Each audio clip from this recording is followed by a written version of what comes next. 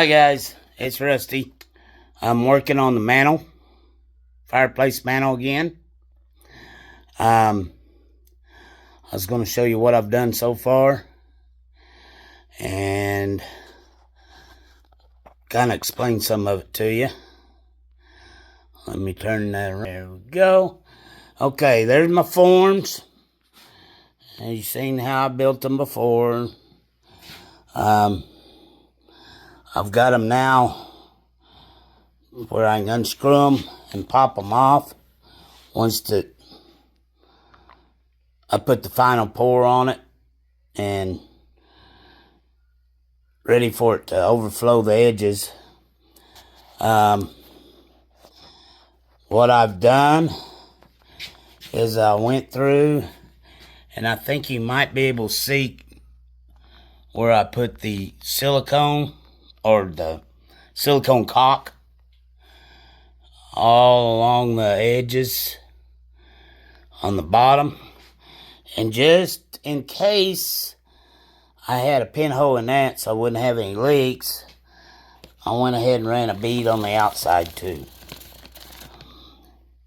Then, and I've got my boards fitted to go in there. Then I took, and my plastic that I'm using has a few holes in it in a few places. I used some of that clear packing tape to plug the hose so I wouldn't have to worry about it leaking through them. Putting my boards back in.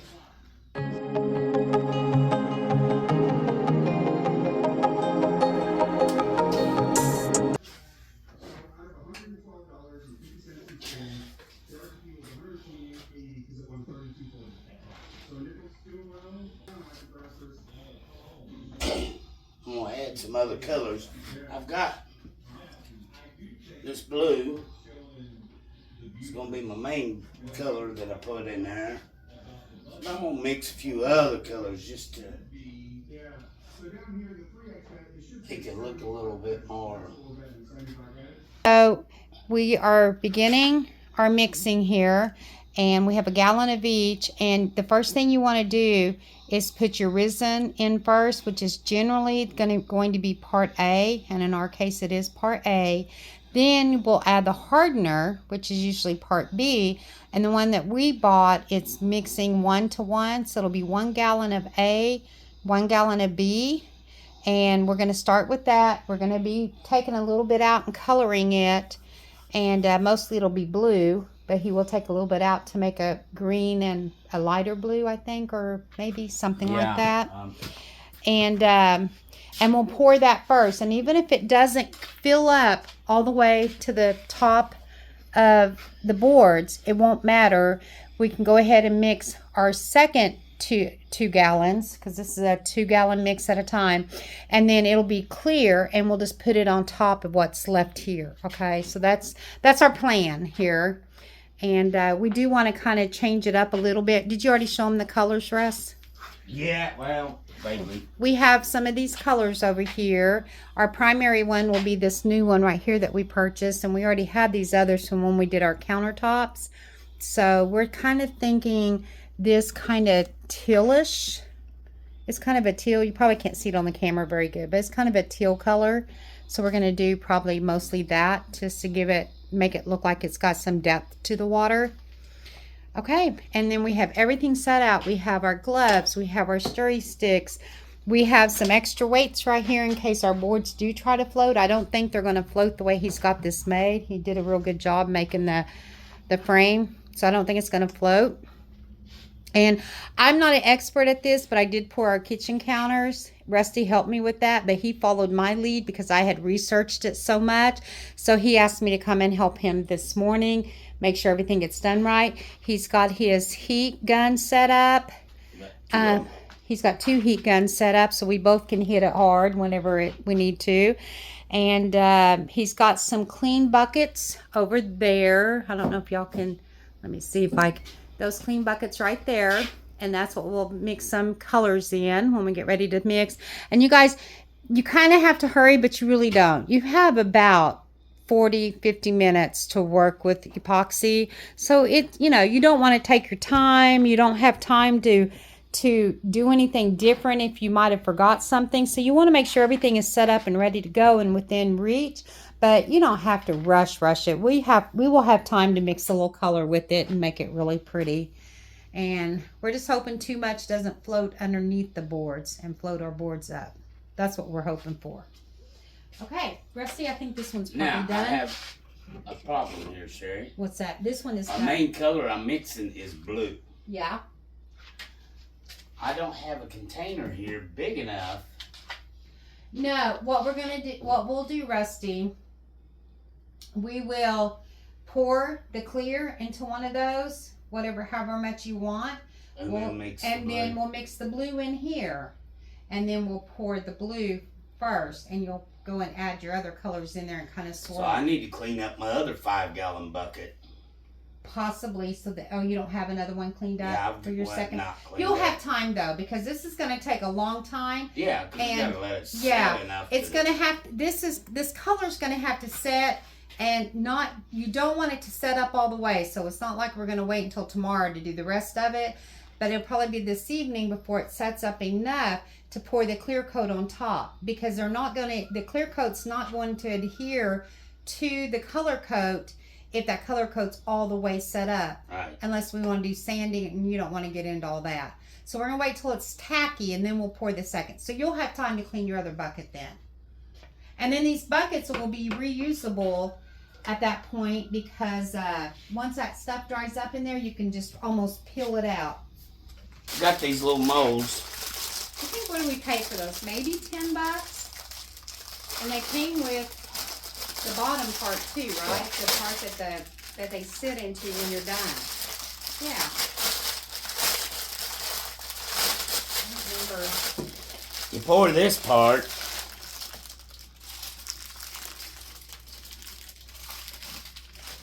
And then you pour these. Fill these up. And you fill this up. And then when it dries or hardens, then these silicone molds pop off, and that's the rack for them to fit in. I think that's plenty good, don't you? Yep. Okay, I'm probably fixing to fast forward when I edit this, because Rusty's getting ready to get going with the drill. I will show you guys what he's using though.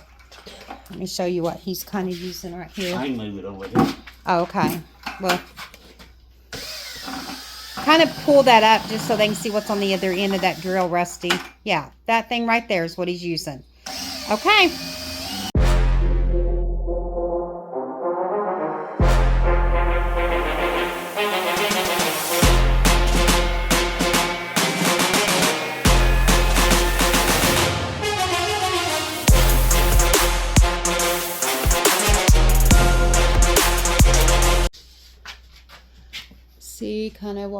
See how pretty blue that is?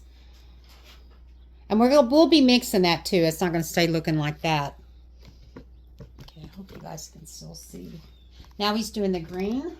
Oh, I got it on the I'm going to come over here and take over for him. Okay, I got it.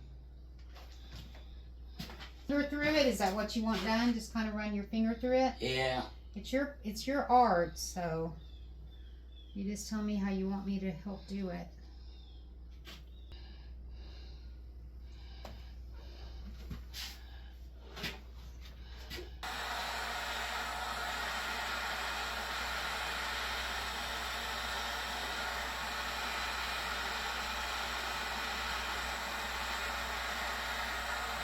Fixing to show you what you do, how you fix it when you don't buy enough resin. I misfigured. I figured 4 gallons would do this, but it looks like it's going to take 6.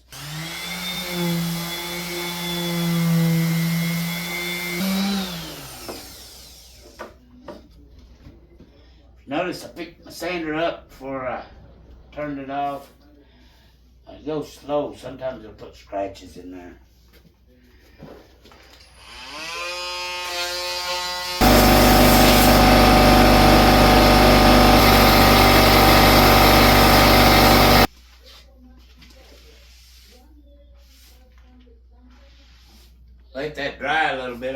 ahead and stop the camera, but I'll let that dry a little bit, and then I'll wipe it down with alcohol.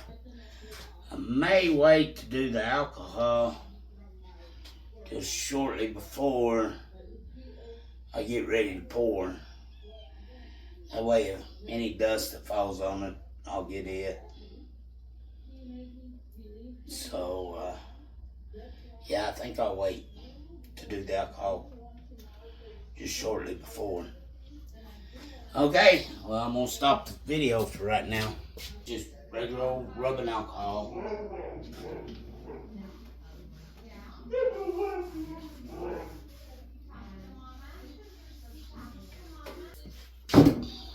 So,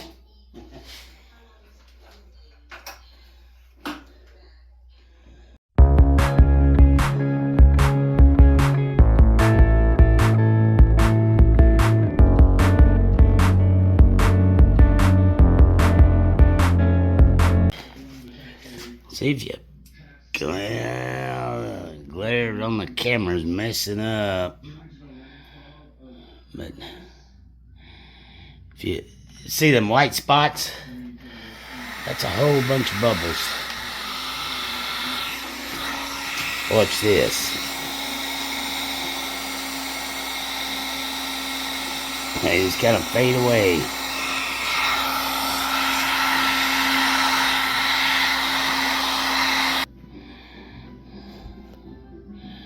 It's starting to get thicker because see how much slower my bubbles are coming out of that hole.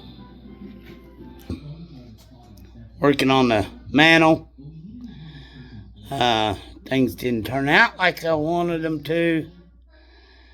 Let me turn it around and I'll show you. Okay. If you notice, I've got a whole bunch of bubbles. It's coming up through the cracks of the wood. It kept coming up.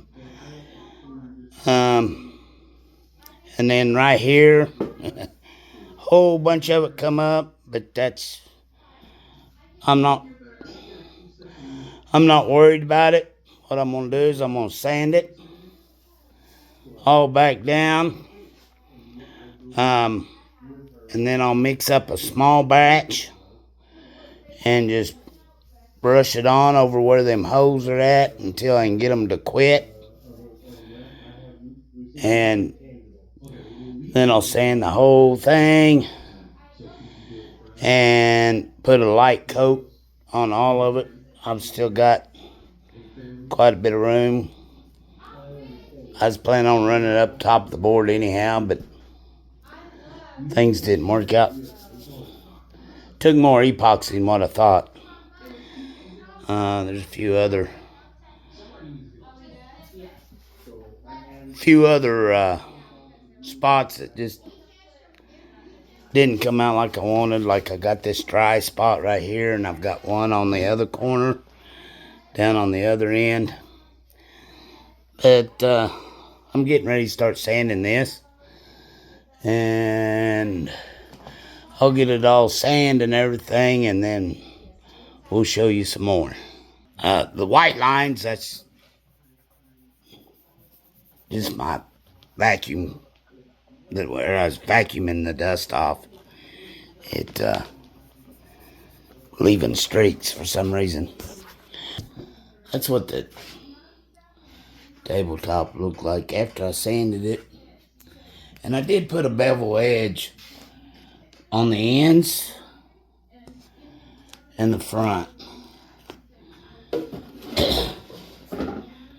Take you down here and show you where the worst of it was. Those little bubbles, I'd have had to taken it all the way to wood, and then I was afraid they'd just leak again. There's a few of them there. I thought, oh well, that's supposed to be a river. It just looks like gravel on the river bank. All right, folks. I'm starting to pour. I believe I got everything sealed up. I don't think I'm gonna have any more air coming out of the boards, so here we go.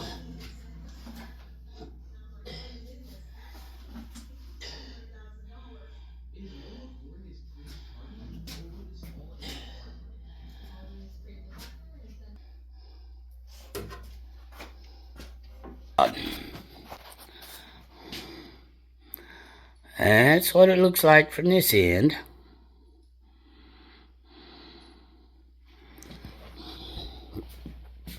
And it should. Yeah.